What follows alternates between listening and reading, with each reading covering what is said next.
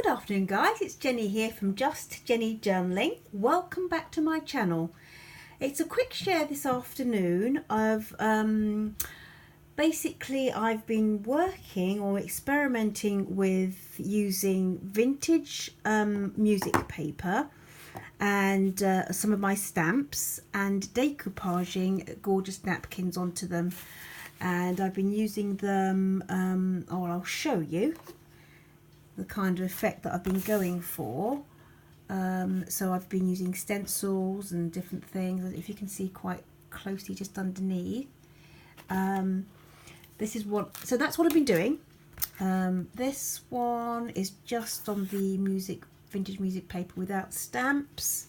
This is a napkin that I just love anyway, and I popped into the inside cover of some of my latest projects. So been looking at this vintage fabric journal. So I thought what I would do is, you can see that's onto a Tim Holtz paper that's like a music sheet. But you get the idea. That's quite a decorated napkin anyway. So I just thought that I would turn the camera on and just do a little share on it really, because I think these would be useful for covers, also for cards, and in fact I'm going to be doing, I think, I really like just the papers decorated like this on their own to pop into some journals.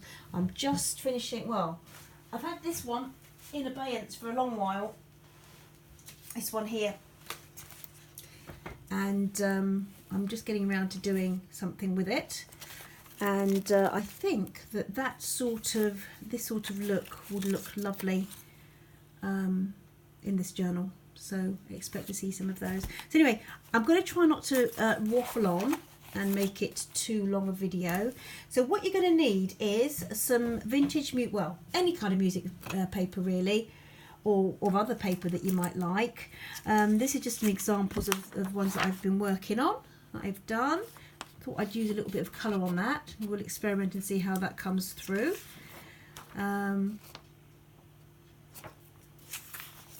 It's got like, I was watching a video the other day of some quite old videos, about 4 or 5 years old, of when Tim Holtz brought out his wallflower paper collection. I think it's wallflower or sunflower, and it had this sort of vibe, because he does beautiful stuff anyway, but with the beautiful flowers over. So all you need is some paper, wallpaper, some backing paper, you know, the base. I would use, I had a few of just these Stays On ink pads, and I just ordered this one and this Versafine one because they're waterproof. I'm not sure quite how, guys, it works with other stamp inks. Once you want to go over with your PVA, whether or not it would make the images run. So I'm using PVA, and I would say try it, experiment and see. Let me just pour out my PVA. Experiment and see how it goes. But I would go for the ink that's waterproof. So this just gives you an idea. I've started this one, but I've done some script. In fact, I've just found another one that I haven't used yet. So we'll just start, but you'll just see how you can just make it up as you go along really. So I'm going to do this in brown, and this one says art, if you can see that, and it's a wooden stamp, it saves faffing about. So I've started it, as you can see, with the butterflies, bird cages, some little tickets and some script there, but I can always add a little bit. And what I've noticed with some of these napkins is there's a lot of, there's a lot going on around the edges and not so much in the middle. So if you're to really think about it, let's have a look and see how that works. It's very faint. That's very faint. if you can see, it has come up, but I think I'm going to, I'll go over that and I'll use the VersaFine. So you might want to make a point of concentrating a lot of your images in the middle of the page so that that sort of shows through once you've used the border. Okay, let's put that on there. Do you know, last week I found it most effective to actually just put these on the floor and stand on them. Oh, like a mad person I was. Right, let's pop that on there. And 5 minutes already. And layer that like so. Let's pop that on there like that.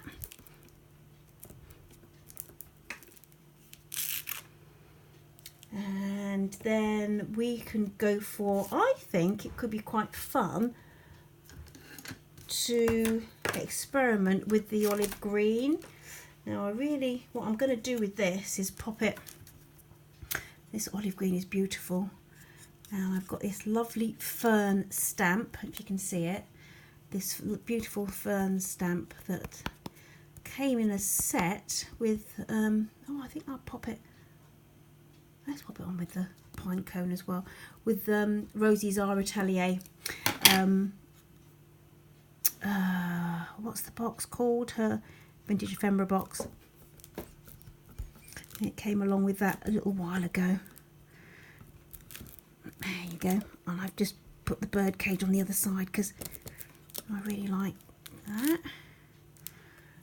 And let's do it again. Just coming off the page. So guys, you get the gist. You get the gist. So you have a little script if you've got some, a script stamp. If not, whatever stamps you've got and that you think looks nice, whatever your favourite thing is, whatever is your, whatever gets you, that pleases your eye really. There you go. I'll pop that there, and I think I'll pop that back on, and I quite fancy,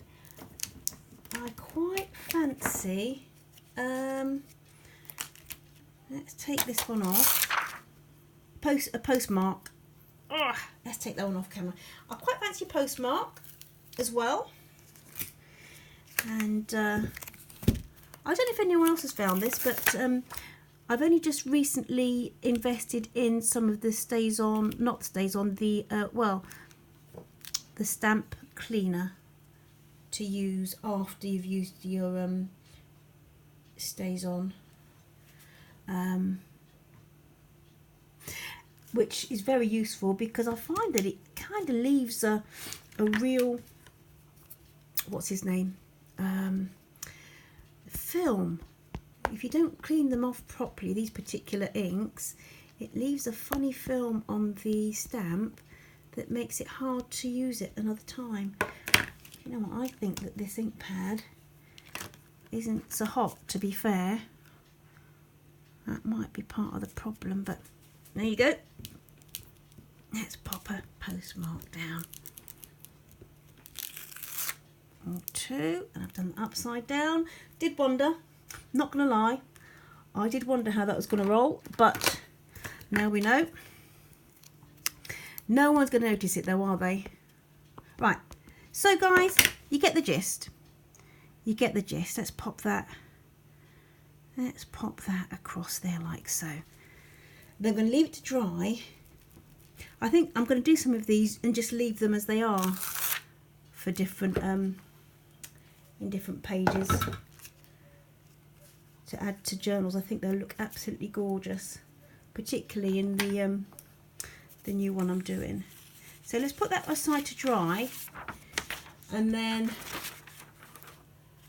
we'll choose one of these. Which one should we go for? I think I'm quite intrigued. Let's go for the sunflower. Right, so the napkin thing. I've got a huge brush. got my PVA on the go, and what we need is just the top layer. The top layer, just the one layer we need to decoupage onto whatever you use. And this is a, I think I've seen, who was the first person I saw do this was Gail Agnostinelli, use the sellotape, and I think she said she saw somebody called Crafty Irina do it, use the sellotape technique to separate the layers, which is brilliant, because before it would take me a couple of hours, I'm not going to lie, to get that done before you even start your project. So much easier. Still got to be a little bit careful, although these are quite robust. I'm surprised at how robust they are, but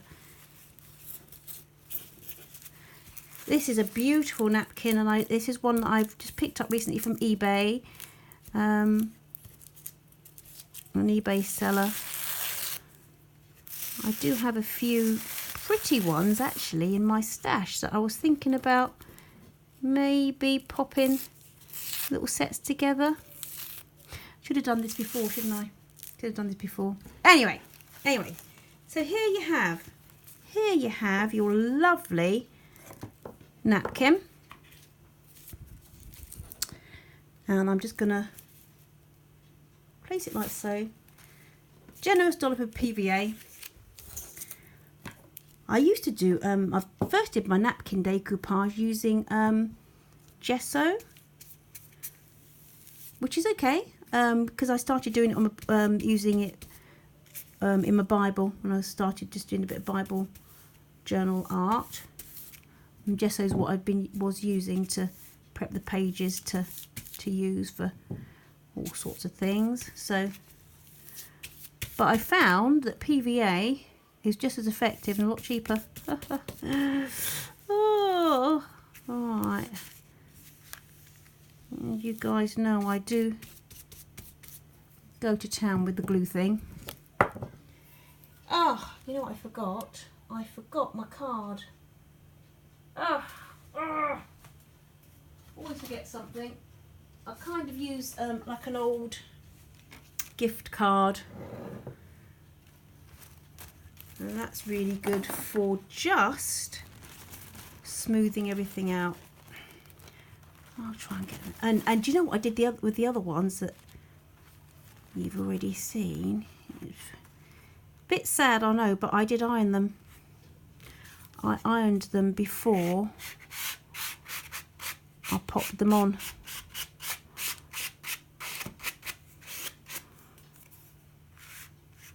Just to get those creases out. Not that it really matters, to be fair.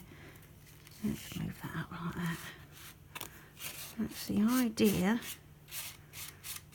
is to try and get it as smooth as possible. I'm loving that already.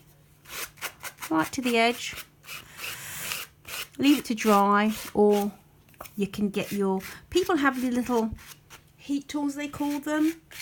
Mine is my hairdryer. I haven't burned the house down yet. Still live to tell the tale. So if you really want to dry things quickly, just get the hairdryer on it, and then you can move on with your life. Let me see. So that's that. How gorgeous. That's going to look absolutely fabulous. Just by the way, I'm going to put it out of the way, guys, to dry. I'll get the hairdryer on it, I think, once I'm off camera. The other one I thought we might try to play with is, I thought I'd try that one with this because it's got a lot of green on it. I do love that paper for that page. Is this one, the nasturtiums. I think it's beautiful, and what's nice about it is because it's got quite a little bit of space in between the print. There's lots of opportunity for your stencils and stamping to show through. So I'm just getting a bit of sellotape, and we're off. We're off. We're off. Beautiful, beautiful. Is there another? Is there another? I think there might just be. Yeah, there's another layer. It's definitely 3 from what I remember. 3 sheets. That's almost gone through there. Is that?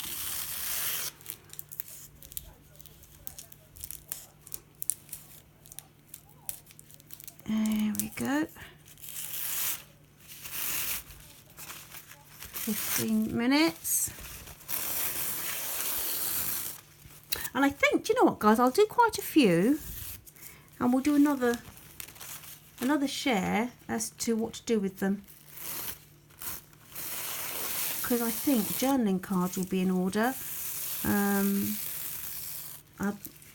earmarked a couple for covers for journals, journal covers. I think it's going to be fab. Traveller's notebooks, especially for the autumn, will be fab. Right, that's got. There you go. I don't know, guys, how you work with your brushes, because I've been just getting cheap and cheerful brushes. What do you use to clean yours with? Whether you go for white spirits or yeah, let me know in the comments below how you clean your brushes when you use them, because I'm not really being that successful. I'm trying different mediums and, you know, ending up with a load of brushes that are stiff as a board, to be fair. That's just the way it is, isn't it? That's just how it rolls sometimes. So here we go, here we go, here we go, here we go. Right, let's try and think about that. Oh, that's going to look absolutely stunning. Now the nice thing about this one, as I said, is, can you see already how transparent it is in between the print?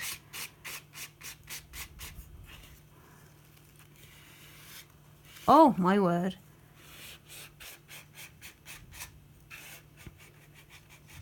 Got to be careful not to be too excited and tear it. Don't want too much bubbling, but you know what? It's not going to be a really big deal. It's a bit creased.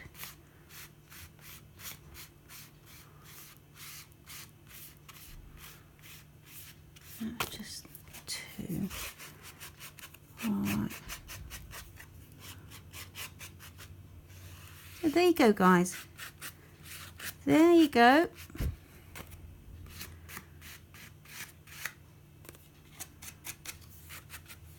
I haven't had the time, the inclination to do the heat drying thing whilst we're on camera.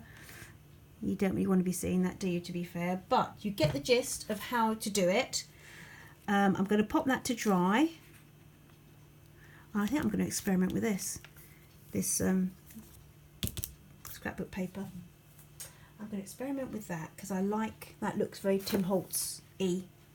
So there you go. There you go, guys. Let me just pop these back on so you can see at the very end of the video kind of the look that we've been looking for.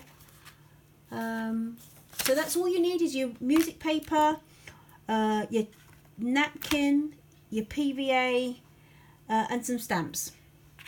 And you can cover away till your heart's content and make something that looks really quite natty, I think. This was some decoupage paper that I had. Let's get that one out again. Let's have a look on this cover. So that is very similar to the very last one that we did. Okay, so thank you guys for joining me, for putting up with me. I hope you find it useful. We'll try and do another share in a little while, actually using different ways to use these. So for covers and cards and bits and pieces, tags, pockets, envelopes you can make, all sorts of bits and pieces you can do. So anyway, I'm not going to waffle on for any longer because it's going to take ages to upload. Take care, guys. Thanks for joining me. Bye.